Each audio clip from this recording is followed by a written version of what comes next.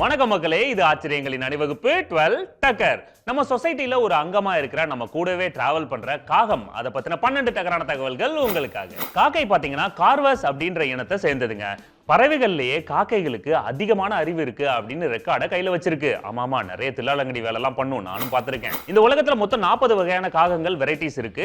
இதுல நம்ம பாக்குறது எல்லாமே புறா சைஸ்ல தான் இருக்கும். ஒரு சில பகுதிகளில் பாத்தீங்கன்னா ஜாக்டா அப்படின்ற வெரைட்டில கொஞ்சம் பெரிய சைஸ் காக்காவா இருக்கும்.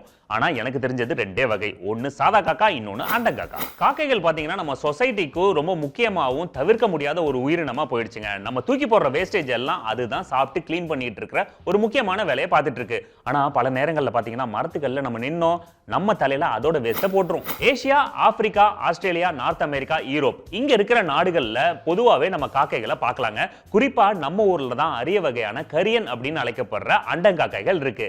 என்னதான் மூட நம்பிக்கையா இருந்தாலும் காலங்காத்தால 2 அண்டங்காக்காவை பார்த்தா அன்னைக்கு நாள் லக்கு. காக்காக்கும் கிளிக்கும் பாத்தீங்கன்னா ஒரே சைஸ் மூளை தாங்க.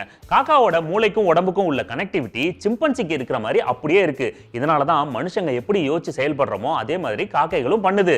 ஒருவேளை அந்த காக்கா ஜாடிக்குள்ள கல்ல போட்டு தண்ணி குடிச்ச கதை உண்மைதான் போல் இருக்கு. காக்கைகளுக்கு ஞாபக சக்தி ரொம்ப அதிகம். ஒரு இடத்துல ஒரு உணவை ஒளிச்சு வச்சதுன்னா பல நாட்கள், ஏன் பல மாசங்கள் கழிச்சு கூட அந்த உணவை கரெக்டா தேடி எடுத்துருமா. சில நேரங்கள்ல 4-5 இடத்துல 4-5 வகையான உணவுகளை ஒளிச்சு வைக்கும். ஆனா கரெக்டா எந்த இடத்துல எந்த வகையான உணவை ஒளிச்சு வச்சோம் அப்படிங்கிறது ஞாபகத்துல வச்சுக்குமா.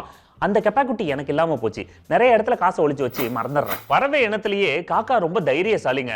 ஆமாங்க, தன்னை விட 9 மடங்கு பலசாலியான கழுகு மற்ற பறவைகள்லாம் தன்னோட ஏரியாக்குள்ள வந்தா கூட அழகா கொத்தி ஃபைட் பண்ணி விரட்டி விட்டுரும். ஆமாங்க, உண்மைதான். அது டென்ஷன் ஆச்சு நம்மளை துரத்தி நம்ம தலையிலேயே கொத்தும். காக்கா குட்டியா இருக்கும் போது பாத்தீங்கன்னா கியூட்டா அழகா இருக்கும். அதோட கண்ணு பாத்தீங்கன்னா லைட் ப்ளூல இருக்கும். உடம்பு கலர் பார்த்தா லைட் பிரவுன் கலர்ல இருக்கும். அது வளர வளர அப்படியே உல்டாவாகி கண்ணும் உடம்பும் கருப்பாயிடும். உடம்புல அங்கங்க கிரே கலர் வந்துடும். அது கியூட்டா இருக்கு அப்படின்னு சொல்லிட்டு கூட்டு போய் வீட்டுல வச்சு வளர்த்தீங்க, வளர்ந்ததுக்கு அப்புறம் கொட்டும். ஆண் காக்கைகள் எல்லாமே உத்தம பத்தனங்க. ஏன்னா பெண் காக்கா கூட ஒரு தடவை இனப்பெருக்கத்துக்கு சேர்ந்ததுன்னா லைஃப் டைமுக்கு அந்த காக்கா கூட தான் வாழுமா.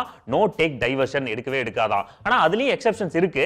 No comments. காக்கைகளுக்கு ட்ரைனிங் கொடுத்தா அது இல்லீகல் ஆக்டிவிட்டீஸ்ல ஈடுபடுத்த முடியும் அப்படிங்கறத கண்டுபிடிச்சிருக்காங்க.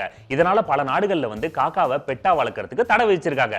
இதையே இப்பதான் கண்டுபிடிச்சீங்களா? நாங்களாம் அந்த காலத்திலேயே காக்கா வட திருடும் அப்படிங்கறத கண்டுபிடிச்சிருக்கோம். நம்ம எப்படி நான்வெஜ்ஜை கட்டுன்னு கட்டினாலும் இந்த பண்டிகை தினத்துல சைவத்தை சாப்பிடுவோம்ல, அதே மாதிரிதான் காக்காக்கள் நான்வெஜ்ஜான பூச்சி புழுன்னு நிறைய சாப்பிடும். ஆனா நம்ம சைவத்தை வச்சோனாலும் சைலண்டா சாப்பிட்டு போயிடும்.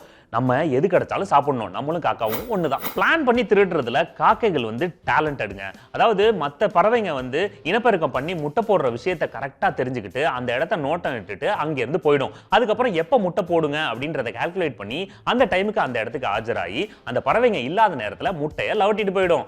ஓகே மக்களே, நீங்க உங்களுக்கும் ஒரு சில டாபிக்ல 12 விஷயங்கள் தெரிஞ்சுக்கணும்னு ஆசைப்படுவீங்க. அந்த டாபிக் என்ன அப்படிங்கறத கமெண்ட்ல மென்ஷன் பண்ணுங்க. மீண்டும் சந்திப்போம். இது ஆச்சரியங்களின் அணிவகுப்பு 12 டக்கர் வித் மீ, உங்கள் துரைராஜ்.